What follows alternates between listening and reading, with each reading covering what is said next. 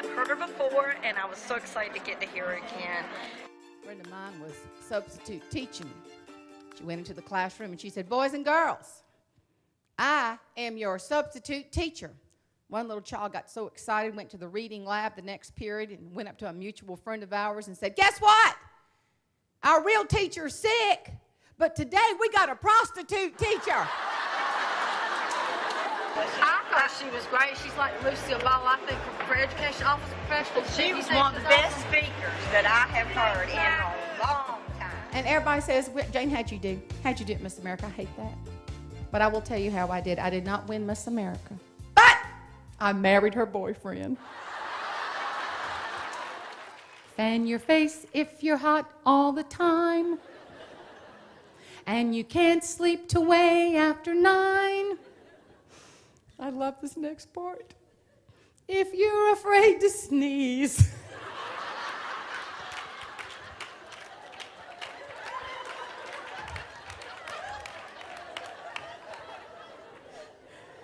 Some people say, depends. First grade, I was such a tomboy. I had on my penny loafers and my corduroy pants and my flannel shirt. And the teacher said, "Guess what? They're going to pick out cute little girls to be in Little Miss Merry Christmas." Oh, Lord, I had to be in that. My problem was my lips never changed size. Mama said, "Honey, you grow into them." And I had lost my teeth. But I thought I could. I thought I could. And that day came and we all lined up where the teacher told us. And we grinned. And, of course, I was just lips and no teeth. And I looked next to me, and there was Deborah Drawdy. Y'all know her.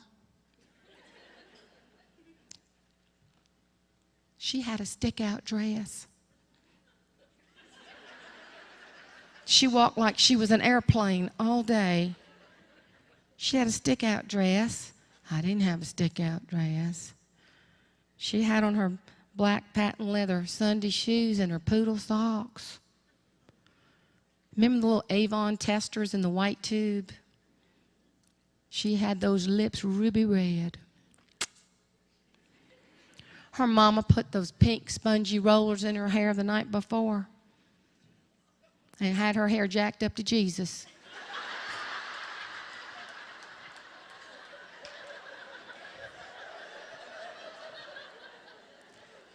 I wanted to slap her. And she had her teeth. Oh, those cute little baby teeth. And she grinned in her stick-out dress, her poodle socks, and her Avon tester lipstick. And she got picked, and I didn't. But I didn't give up. Then, when I was in high school, I got that wonderful job tutoring dyslexic children. And I got fired. Best thing that ever happened. Adversity can be your best friend. Did y'all hear that? Especially for you down there. It can be your buddy. Took my SAT, made the lowest score in the class. Took the ACT, made the lowest score in the class. I'm on a roll. I called Clemson University where I wanted to go to school. And I told them my SAT scores. They said, "What's the other one?" I said, "That's added up." They said, "I don't think so, sugar." But guess what? I'm on a board at Clemson. And I'm on a technical college board, too. Love those technical colleges, man. They're great. See, I just believe you don't stop. You just keep plowing ahead. So I finally, when I was put on academic probation at one college, they said, "Well, we might interview you, we might accept you." And I drove to see him. I knocked the guy over, almost literally did. He let me in on academic probation. My daddy was a tomato farmer. I drove back, and when we didn't have money, Daddy always planted cabbage. I knew we were broke by the smell of cabbage in the air. And I said, "Daddy, I got in. He said, "Well, I can't send you." I had a terrible tomato crop. I said, plant some cabbage. I got a grant, and I ended up graduating with honors at Columbia College. I went on to graduate school. Don't tell me no.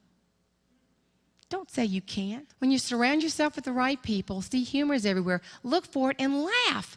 There's going to be stuff that happens to you and me all the time. We have to laugh. Big lessons just in that little story. You know what? 17 years later, I'm walking across the stage of Miss America. And a singer of tremendous depth and talent.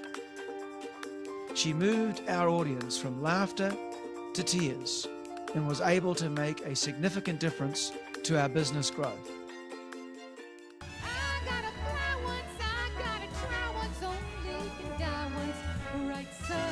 Good like this, juicy, juicy, and you see. Forget your troubles and just get happy. We're gonna chase all the cares away. Sing hallelujah, come on, get happy. But even at the dentist office, this woman told me, she said, I had somebody in my chair that said that they were getting married at Walmart. I said, I hear a song. So I wrote one. I hope it blesses you. Listen to the words. A Walmart wedding. I'm getting married at the Walmart. Touching the register will chime. They got a greeter, bring your own preacher. A Walmart wedding is divine. Humor is everywhere. See, if you don't surround yourself and look for it and laugh at yourself, there is no way you can be yourself. And let me tell you, you got to be your best self to go into the school and to teach these kids and to help them find their best selves, right? Just have fun with it. When the children were small, we were going to the drive-thru at McDonald's, got up to the loudspeaker. The children wanted this and that, and I said, I'm getting a dozen chicken nuggets. And I heard on that little loudspeaker, can I help you? I said, yeah, I'll just take a dozen chicken nuggets. Then I heard, ma'am, it don't come like that. It just come in 4, 6, and 12. And I said, well, honey, can you give me 2 6s? She said, let me check with the manager. And she came back a little bit. She said, oh, yeah, we can do that. You know what you say to yourself when stuff like that happens? This is what you say. Now, this is good. Write this down. You say, the wheel is turning, but the hamster is dead. It will help you laugh at life circumstances. My husband and I were ready to start a family, and it just wasn't happening. As we say in the South, that dog didn't hunt, point, nothing. So we ended up in a fertility clinic. So I was told, you can't have children. Broke my heart. I was all depressed. I didn't like me. You ever been there? You don't like yourself because you're not acting like, you're supposed to. So I was all down. To make matters worse, my husband bought a stockyard. First, I looked at his face and I thought, oh, he's sick, because his jaw was out to here. I was red man. Then he had toothpicks coming out of this side. I'm thinking, do you know how you look? I mean, freakish. So he's just staring at me. I hate that. I stared back. And then he asked me a question that I hated. Y'all know it. You know what it is. Hey, you got any chaps? I thought, I'm not giving you my chapstick. I'll get herpes simplex 57 on my mouth. I said, what? You got any chaps? I said, what? Children. Oh, thank you. No. No. I don't ovulate properly. What? Why? Why did I say that? Like he needed to know that. He looks at me and says, "You ain't got no chaps." I went, "No." He said, "Well, if you was my heifer, I would have done drove you to the meat processing plant." I said, "You know what? If I was your heifer, I'd drive myself." You look for the humor.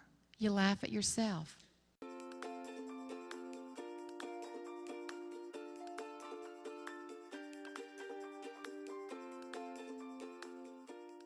Many budding pageant girls do not milk a cow during a pageant, right? Right. It's true story. Stick to the clogging. Of course, the comedic and most of the time true stories from Jane Herlong, an author who has appeared in Guideposts, performed at Radio City Music Hall, and of course even represented the Palmetto State in the Miss America competition, serving as Miss South Carolina in 19... Right? Jane also has a new book called Bury Me With My Pearls. Jane Herlong, good morning, my sweet. Thank you for not saying the irregular stuff that happens. Right, sure Those enough. are little irregular pearls. And then the dark pearls, which we don't like because that's the stuff that hurts. Oh, we don't like the dark ones. But we can make it valuable. Depends on how There's a lesson in we everything, look at right? it. Right. And then it's the Precious Pearls of Laughter, which is dedicated to my mother, the book. She was very funny. Okay. And the first chapter is great because it talks about what happens when you climb a ladder because a woman shouldn't, because her uterus will fall out. I just had to say it. It's the truth. If you're Listen. just joining us, good morning to Ladder Chat with Jane Herlong, author of Bury Me With Your Pearls. It's the truth. Good Listen, Lord. every Southern woman has heard these stories from their mother. I That have was never mine. heard. Yeah. I mean, I've heard about going blind. I'll give you that, but I've never heard that. No, but really, my mother and Tootsie, who was like my second mother, they would go in Walmart and see somebody on a ladder and say, "Your uterus is going to fall." How embarrassing. I mean, can you just hear the people at Walmart? "We got a uterus on aisle 4, we got a uterus." I'm just telling you, this is stuff all Southern women listening will go, "Yes, I have a story that my mother told me." But it has great life lessons. It really does. Like, I gave up Walmart for Lent. There's a Yes, chapter I in did. the book. I love some of the titles are fantastic. Yes, you as have to well. learn. You have to learn to laugh at yourself, because I'm a humorist, and the first person you need to laugh at is yourself. And if you can't do You're that, also that's on sad. the Blue Collar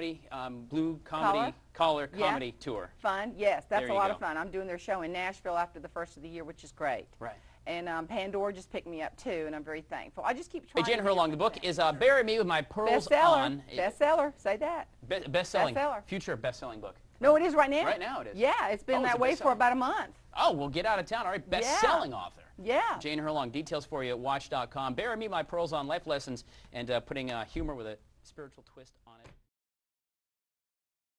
Hey there, I'm Jane Herlong, and you're waking up with Good Day on Fox. Wait, say it again, y'all. And you're waking up to Good Day Watch on Fox. I did it wrong? You're waking up to Good Day Watch. On Watch Fox! Good Day Watch on Fox. Good Day. Last day of school, a parent came up to her very angry, had their fist clenched like this. She said, "Hey, lady, I got a good mind to knock your teeth down your throat." Cousin Tilla said, "I will save you the trouble." She just took out her dentures.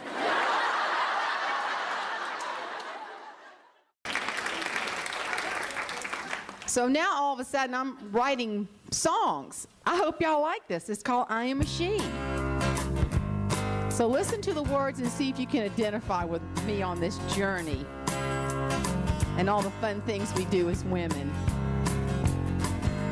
Football, NASCAR, have our hearts, Cracker Barrel and Walmart's. I wear Spanx, shorts and tanks. Don't judge me, just give thanks. I became a beauty queen, rode in fancy limousines. Now I vacuum, cook and clean. All I eat is lean cuisine. I am a she, Southern home executive. I married he, a hottie, everything to me. A Southern belle, mama taught me well, raised on grits and here she fits. Salvation at the altar rail, Jesus. Smell his books. Toss me a book. Come on, real quick. Come on, you're missing an opportunity. Give me a book. You're missing a promotional opportunity. Oh, God. Here we go. Jane Herlong's book, you can curl up with this. She was just on with Tyler Ryan a few moments ago. Yeah. We've lost control of the show. already. So anyway, good day to curl up with a good book. There it is.